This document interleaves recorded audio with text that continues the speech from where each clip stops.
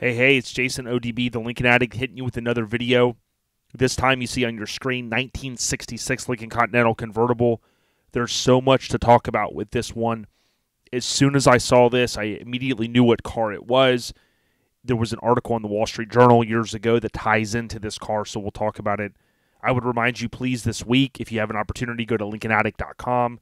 You can see that we've got some new products that we've launched. We've got the white Lincoln convertible sticker. We've got the blue, and we also have the new shirt. You can get it in tanks, talls, regulars, and a couple of different options here you'll see.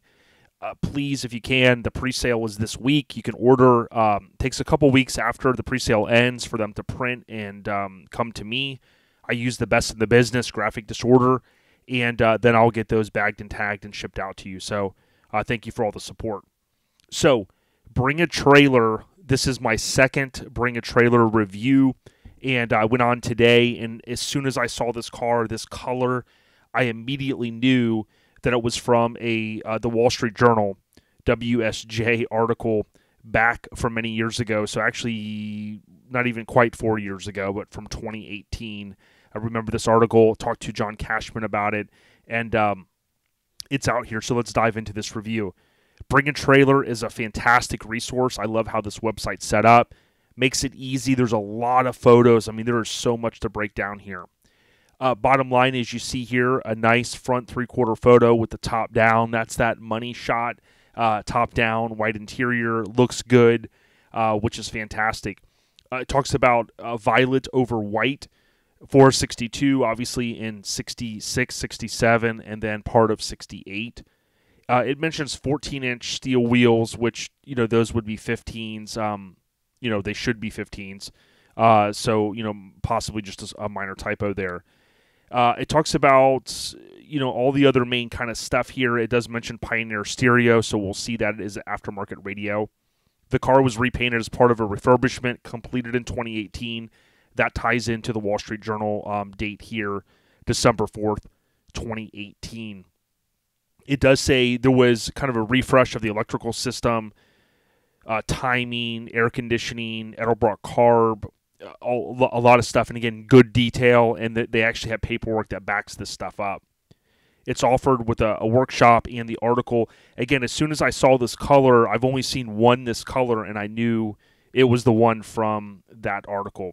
Has a clean Colorado title in the seller's name. The body was repainted, again, 2018. White powered operated top, of course. Additional features include the reverse hinge rear doors, so suicide rear doors, 4 headlights, so on and so forth. One thing that I look at when I'm looking at this photo here is you'll see it does have the feature for the key, so you can put the top down remotely. That was available, as I've said before, in 66 and 67.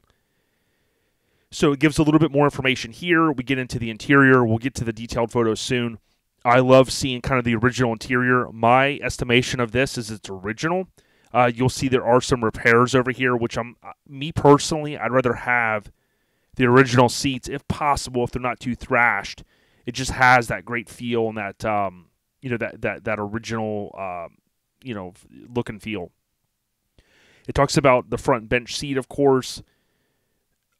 Trimmed in white leather that are joined by matching door panels, purple carpet, kind of ties into that stuff. And again, the article over here, has similar photos of it. The air conditioning was serviced. The door switches were replaced under current ownership.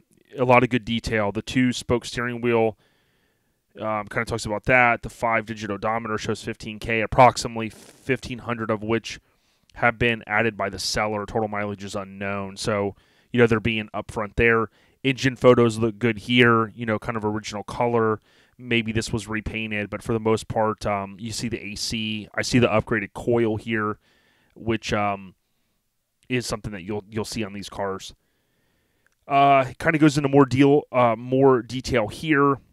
Additional work commissioned under the current ownership includes adjusting timing, installing a Carter fuel pump, servicing the air conditioning, replacing the radiator. Some of this stuff you'll see in the paperwork. This is one of my favorite aspects of seeing a car for sale. There are photos.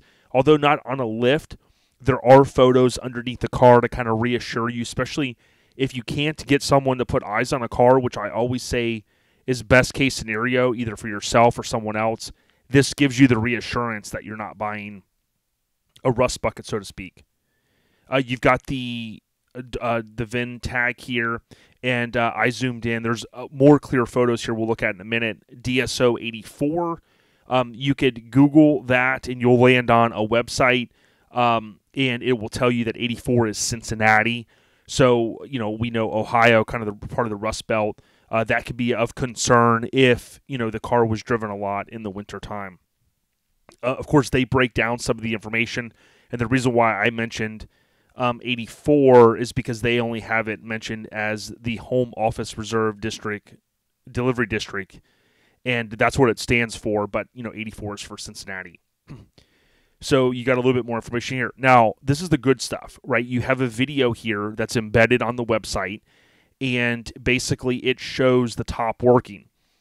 You'll see in the photos, she obviously has the remote key fob that I think John had installed, and this is fantastic. Best case scenario. I don't care if you're selling on eBay or here or other places. This video right here is about a minute and 14 seconds, and it shows the top operation. If you've got the remote, it makes it even easier because you can just take your phone and hold it, walk around the car, boom, showing the top going up. It is worth, I think, doing this, also showing it going down. Like, maybe you stop it here and then you reverse the cycle. You get in the car, you roll the windows up, roll the windows down, those type of things. That goes a long way because it's that proof. Now, granted, you could argue and say, well, this video was recorded 4 years ago, whatever. They're presenting it as all of this stuff is working, and I would much rather see this. Kind of shows who we're dealing with here versus, not seeing it at all. So I'm going to close this out. All right, so that's the link at top. There are a ton of photos, and I don't want to go through, I don't know, maybe we'll go through them kind of quickly, but the good thing about this site is you click, and now you can use your arrow keys or you can use your mouse, and you can kind of go through them. You will see this car is not a perfect car, and that's fine. I mean, most of them out there are not. I notice here the little bit of a spacing. There are pieces, I think, that go right here that steel rubber sells. I'm trying to go off memory from my 67. There are little pieces that bolt up underneath here, and they're little, not seals, so to speak, but they're decorative, and they kind of hide that space there a little bit.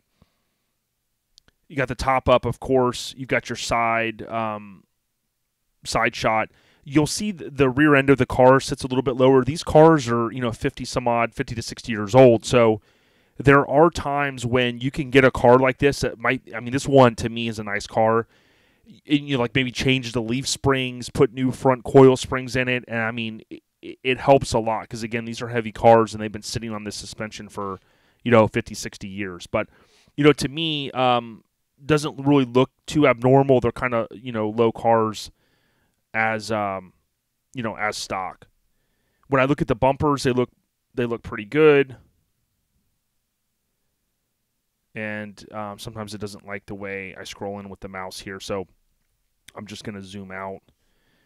Bumpers look real good to me. I said pretty good, but they look real good. It's typical in here to be a little bit of hazing, and it's not always kind of show quality in here. You can get in here and polish all this up. It has the normal little scratches that you would, anticipate. And then also, if you look at the deck lid here, it's straight across. The one we looked at the other day, I think it was Friday night I did one. The deck lid was really crooked. It looked okay here, and by the time we got over here, there was not much of a space. So that sometimes is a tell that something's not aligned right.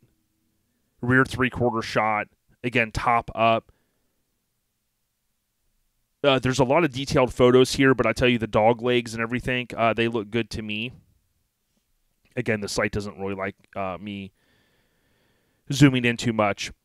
Everything looks pretty good in here. One thing I'll notice, or that I've noticed that I want to point out is a couple things. So here, I'm 98% sure that these screws were not factory, okay? I think what happens is over time, the clips break and these become very loose and people will put a screw in here. It's kind of annoying. You could fix it. You could replace these peak moldings. You can find these, and you could replace the plastic clips. There's people that reproduce those. The other thing is it has this mirror on it, and I didn't talk about. I'm gonna try to zoom in here, even though this site is, I don't know. It's not the easiest when you are kind of zoomed in here, or trying to zoom in, I should say. This mirror, I don't believe is the factory rare mirror that many of us, we're always looking for, especially 66, 67 owners. It looks kind of right. And I actually have a couple of these mirrors. I have one that's not the factory mirror. And the way the main, I don't want to say stem, I don't know, the main piece there where the mirror is mounted to, that does not look like the rare one that's the identical one to the driver's. It's just kind of reversed. So it does have a passenger mirror for anybody that's noticed that. But for someone that might be like, oh, wow, it has, the super rare mirror that people are paying, a lot of money for. I could be wrong. I don't think that's the one that we would want. Again, it's not a bad thing. I just wanted to point it out because I saw it in the photos.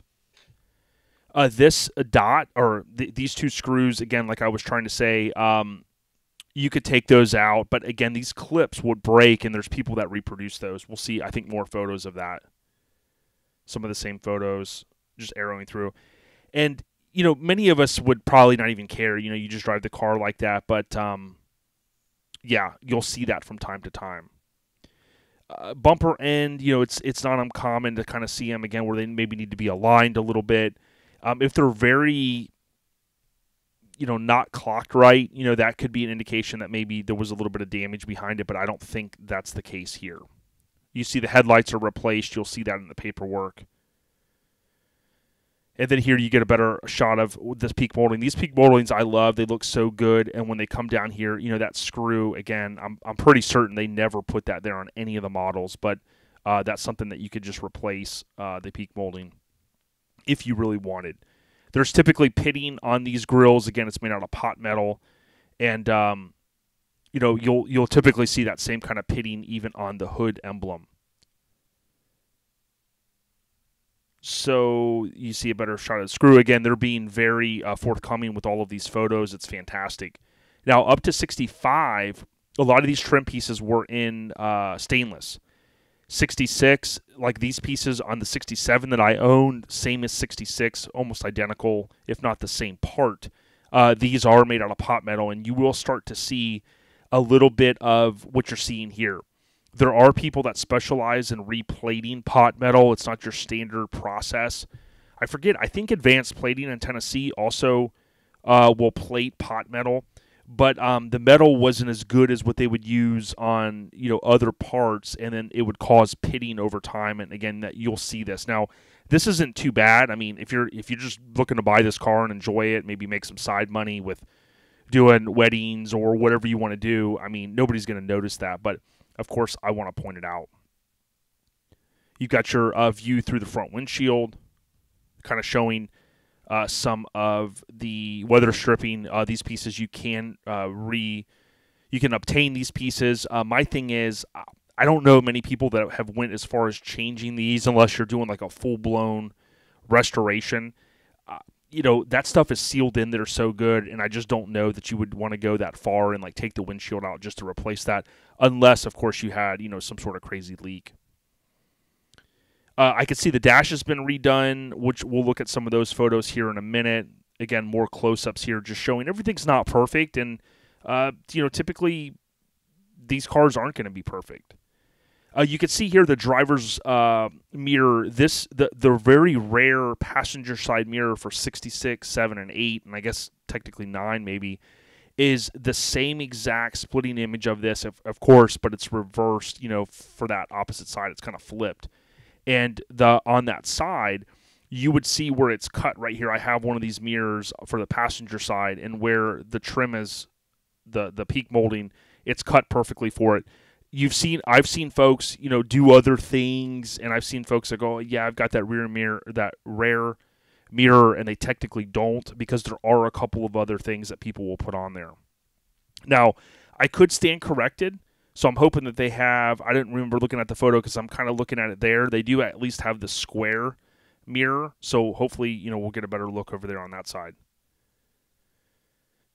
You can see here someone's taking the photos and the reflection, top up, windows up, kind of showing some of the moldings here. You see a lot of times, these stainless pieces, they can be high-speed polished if you want to go, crazy and really, take the car over the top. Here you see the option I had mentioned earlier. They're showing inside the gas cap, everything was painted. Kind of some of the trim here. Again, you always want to look because on 66, 67, these are pot metal. There is the piece I've mentioned here before that it's a decorative piece that kind of hides the spacing. Doesn't really serve any function other than making it look aesthetic, and then, of course, keeping anything from kind of going in there. These bumpers could more than likely be high-speed polished and look even better. Nothing wrong with them. They look like nice driver bumpers. You can see the Colorado plate on it, top up.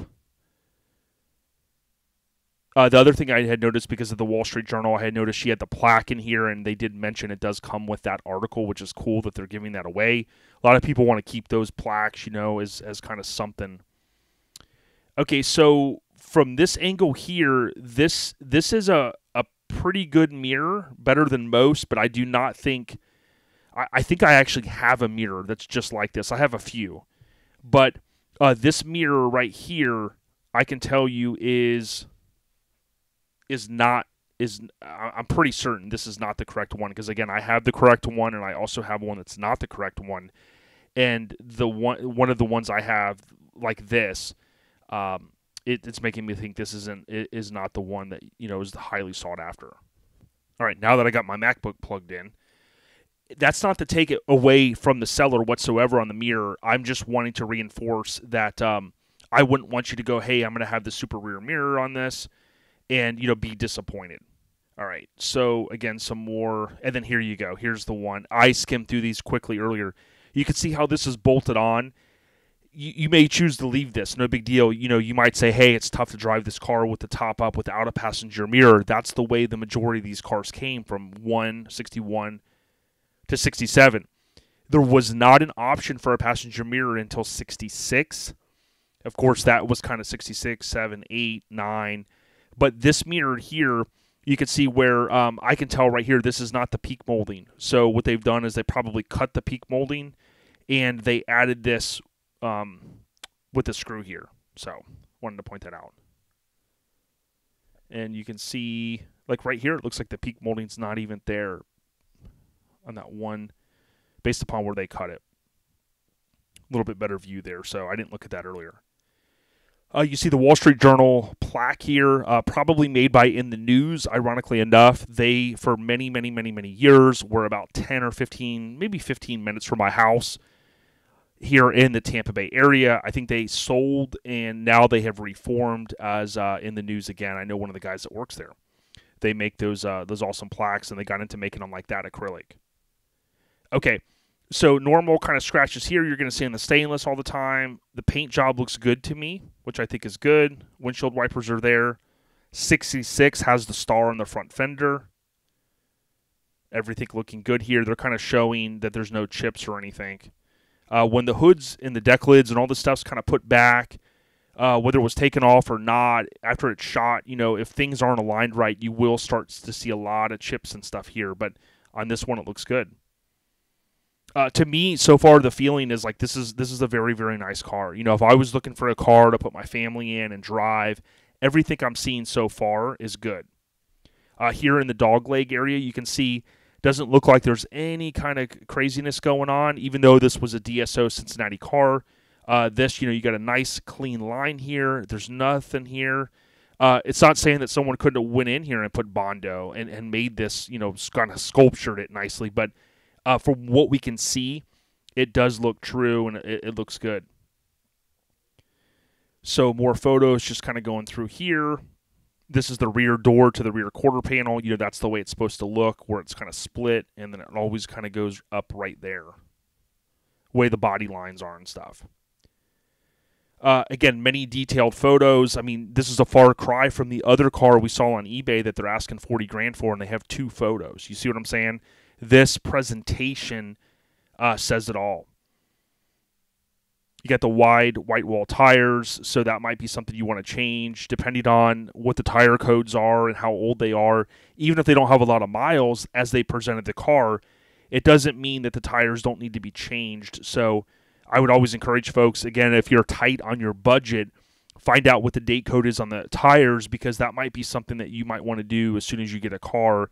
Even, again, if there's low miles, if they're 10 years old, you might go, I need to change them. Everything looks good in here. For the most part, you can see how nice and tight these, all of the trim and all of that stuff is on there. Got the dog barking here at the house. He says hi to everyone. You can see they painted the door jambs, which is fantastic. You've got the seat here. You've got the front and rear, and then the middle knob that usually breaks. That's there. And then we're going to dive into the interior. You'll see, obviously, they mentioned the Pioneer aftermarket radio. I can tell the dash has been redone, which is fine. They basically had, someone come in here and kind of sew it all up. And to me, this actually looks good. I think it's a great alternative to just the normal dash. You can easily change the color, but remember, they do tend to crack too. And I've talked about that in these years. Here you can see this switch is broken. It's not uncommon to see, switches not working or broken. 66, 67, the switches are almost, I've heard some people say they're kind of throwaway. They are harder to rebuild. My understanding, I actually rebuilt a set many years ago, and they still didn't work very good. That was the only set that I ever rebuilt. But you can get replacements for this stuff, but this is the bypass switch. So it bypasses if the car needs to be on or off to be able to put the windows up. And that was, don't want to go all into that, but that was kind of a change that they had made at some point, or they took feedback. And, in case, like, let's say you were at, a baseball game and the top was up and you're like, crap, I need to put the windows up, at the softball game here because it's going to rain. And instead of having to reach in and turn the car on, you could just flip the door open and put the windows up with the bypass. This is typical in here to see all of this kind of look on this stuff. You can kind of get in here and polish it with the Brasso. I did it on a set, and it made them look a lot better, but, this isn't anything to be worried about. It's standard stuff. I can see here this is a manual vent window. So Teresa from Lincoln Land, she had confirmed to me, I think in 63 is when you could get power. But when you got up to these years, 66, 67, 68, even they made it easy. You could kind of come back in here afterwards. I think the wiring was there to upgrade it after the fact to power. But this one, for the vent windows, they are the manual little cranks. All standard stuff here that you're seeing. Everything looks good. Everything is there. That's the main stuff you want to see. The radio, to me, doesn't look too bad, even though this is not factory. Whatever unit that they have, kind of a retro, maybe Pioneer unit, whatever, it fit in there nicely, so I don't think there's anything bad with that. I did stand corrected. Someone had corrected me. 67, I may have mentioned on the last Lincoln Addict podcast, 67 did use a Ford tilt column. 66 did use a GM, and that's what you're seeing here, the GM column. Everything looks good here. I love the back of these seats. I think they changed a lot more in 67, so a lot of people, they kind of say, hey, 66 are my last favorite kind of seats. They to me, they resemble a lot of the 64, 65s. So I don't want this video to go too long. I'm kind of going through these quick. You can see here where someone's come in, and this isn't uncommon where you'll have someone come and fix a seat or whatever. I personally would rather the original. And if it's something like this, you could probably take it to a high-end detailer or someone, an upholstery type person. They can kind of clean this out, and maybe they can do something. But I think the threads here tend to rip, and it has to be replaced. It looks like they do have the old school accessory that you can put for the seat belts, and it kind of winds them up like this. I always like that look. It's no big deal. You can leave the seat belts laying out, but this was an older accessory, and those are kind of hard to find. Not anything Ford specific. That was something you would have bought, like, at a car place or something like that back in the day. I like how the dash, or the lower dash, is all tied into the white. Then also, because they've changed the color of the car and the carpet, you've got the purple look all around. So I think it looks good. Now, if purple's not your color, by all means, hey, I get it. I do stand corrected more than likely. I think this is the Pioneer upgrade, but in the dash, we were seeing some sort of upgrade. I don't know if that was like a retro sound type upgrade and then this, but you can see the Pioneer. I like when they put it in the glove box, it kind of hides it. You can see here in the back, the seatbelts are laid out. These are not the factory rear seatbelts, I don't believe, because I'm not seeing the buckle the way that typically they will. Those are pretty expensive to find those, but nonetheless, if you don't have seatbelts in the rear of your car, you can certainly add them. There's different companies out there that sell and specialize in them, and I'd rather see those there than not. So again, the interior, you can see little pieces where things were repaired. It's not a perfect car, and they're not presenting it as one. If they had said this car was fully restored, like we've seen some people, at $100,000+ price point, by all means, then we could kind of go and talk about that a little bit more. The goal of the videos isn't to nail the sellers; it's just to give you ideas on what to look for. All of this stuff, you could take this apart and kind of clean it and polish it if you really wanted to. I love doing that kind of stuff. I did it on my 64 when I got it. These little pieces are getting harder to find. They just push in, and there's two little pins, and when they go in, they kind of snap in. But oftentimes, if, let's say, they've fallen out or something happens, someone slammed the door, they don't easily come out, but if the pin breaks, they will fall. And you can source these from the usual suspects. You can see there both of them are on. You've got the caps. I think up till 65, I know they were mostly in stainless. The car I have from Robert, they're red. I think that they were covered, but in this year, I can confirm that this is normal to see it in color matched. It flows real good. Okay, you can see John Cashman's signature here. He would do that often, and that is adding value to this car. Of course, he's also mentioned in the article on the Wall Street Journal. Everything underneath this deck lid looks great. So whoever painted this car, I mean, you can just look and see they took the time, and it's really painted nice for a color change. 2 thumbs up. You got the upgraded upper back panel switch. John probably did this. I mean, I'm 99% sure because John worked on the car. So you got the billet housing. You got the upgraded motor. Super clean upper back limit switch. These can be tough to adjust, and this is arguably, some will say, kind of the brains of the operation. Oftentimes, if the top's not working and the cycle's getting a little messed up, this needs to be replaced. Now, sure, you can easily plug it in. You do have to mount it, but this hockey puck has to be adjusted, and there's a couple of adjustments. John Cashman used to walk people through it. I know Brewer does phone support with a fee. I know Mike Moreno does this stuff. Blair does it in Clearwater. It can be a pain to adjust this, but just know it's got the upgrade here. They're kind of showing you the locks, one on each side. Again, the cool thing is this wasn't really a half-ass type job. They did the whole entire carpet. Although this may not be your cup of tea, it's cool to see that they kind of finished the job, so to speak. They did it all. You've got, one of the switches here, but we know the top is all working. Here is the upgrade for the remote. So it's like basically plug and play now. You can find these out there if you want to add the remote. You can see John's sticker here. He upgraded the pump. And I think we're getting towards the end. I know there's a lot of photos, so if you're still with me, thanks. I do like talking about these cars.